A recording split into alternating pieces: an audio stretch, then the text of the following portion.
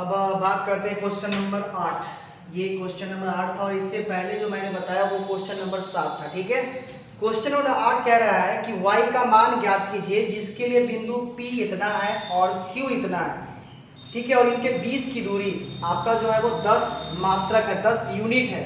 तो हमें y का मान ज्ञात करना है। इसका यह मतलब हुआ कि मैंने एक रेखा स्ट्रेट लाइन में ड्रॉ किया। इस वाले रेखा को मैंने सेंटर से रिप्रेजेंट किया। इसका नाम मैंने क्या रखा, P, और इसका रखा Q। देखो ध्यान से, P का जो कोऑर्डिनेट जो है वो हमारे पास ऑलरेडी दिया हुआ है। P का जो कोऑर्डिनेट है वो कोऑर्डिनेट आपका है 2, -3 का, और Q का जो कोऑर्डिनेट है वो 10, y का है। और इस दोनों के बीच की दूरी, ठीक है, ये दोनों P और Q के बीच की दूरी जो है वो आपका है 10 मात्रक, 10 यूनिट्स है। ठीक है, 10 यूनिट्स आपको दिया हुआ है, ये दोनों के बीच की दूरी दिया हुआ है। ध्यान से देखेंगे इस क्वेश्चन को। ये क्वेश्चन अपने आप में कुछ दम रखता है और क्वेश्चन पूछता भी है। इसको बीबीए लेके चलेंगे, इससे पिछले वाले क्वेश्चंस को भी बीबीए मार लेंगे आप। ठीक है, तो बात करते हैं, देखिए ध्यान से देखेंगे कि मैंने एक सरल रेखा, एक लाइन ड्रॉ किया था। इसको मैंने दो बिंदु से रिप्रेजेंट किया, स्टे बिंदु, और ये P का नियामक दिया हुआ है और Q का नियामक दिया हुआ है।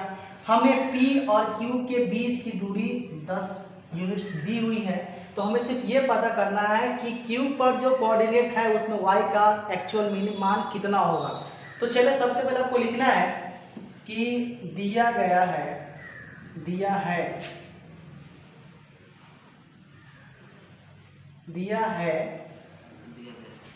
है दो बिंदुओं के मान, दो बिंदुओं के बीच की दूरी, दो बिंदुओं के बीच की दूरी जो पहले दिया उसको लिखेंगे। दूरी 10 मात्रक है। कितना है, 10 मात्रक, ये दिया हुआ है। हमें दो बिंदु जो वो कंफर्म नहीं, इसलिए मैं यहाँ पर लेट करूँगा, इसलिए माना कि दो बिंदु नहीं दिया हुआ था, सॉरी दिया हुआ था, दो बिंदु ये दिया हुआ था। ध्यान से देखेंगे, आपको नहीं, आपको ध्यान रखना है। मान दिया गया है दो बिंदु, इसको यहाँ पर लिख देंगे, अर्थात P और Q के बीच की दूरी कितना है, 10 मात्रक है, तथा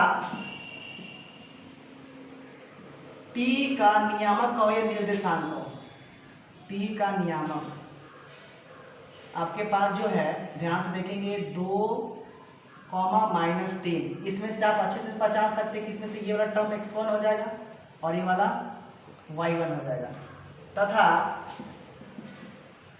Q का नियामक,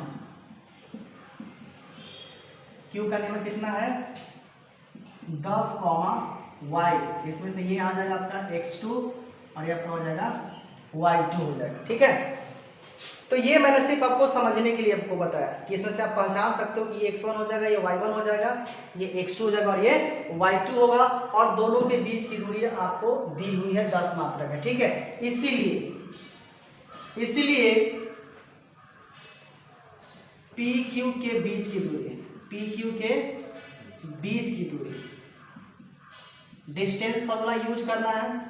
तो डिस्टेंस फॉर्मूला यूज करने के लिए देखो, PQ के बीच की दूरी यानी इसका और इसका, x1 - x2 का होल स्क्वायर और y1 - y2 का होल स्क्वायर, और PQ के बीच की दूरी दिया हुआ, PQ के बीच की दूरी कितना है, 10 यूनिट है, तो 10। ठीक है, और चलेंगे यहाँ x1 मैंने बताया, x1 कितना है, 2 मैंने लिखा है यहाँ, और -x2 यहाँ पर दिया हुआ है 10, होल स्क्वायर करेंगे, प्लस y1 कितना दिया हुआ है, -3, और फिर माइनस y2 यहाँ पर है y, तो क्या हो जाएगा, होल स्क्वायर होगा। ठीक है, अब यहाँ पर आपको क्या करना है, एक छोटा सा काम करना है, यहाँ पर लिख देना है स्क्वायरिंग बोथ साइड, अर्थात दोनों तरफ वर्ग करने पर, जिससे कि ये वाला टर्म क्या हो जाएगा, आसान हो जाएगा। वर्ग करेंगे तो हमारे पास 10 का तो स्क्वायर होगा, क्योंकि दोनों तरफ करना है बराबर के, और इसको जो करना है आप घटा लो, 10 में से 2 गया माइनस कितना हो जाएगा, 8 का होल स्क्वायर और प्लस -3 - y का होल स्क्वायर, और सारा को घेर का हो जाएगा होल स्क्वायर, तो स्क्वायर रूट क्या हो जाएगा, ये कैंसिल हो जाएगा। तो हमारे पास जो है 10 के आसपास कितना हो जाएगा 100 होगा ना।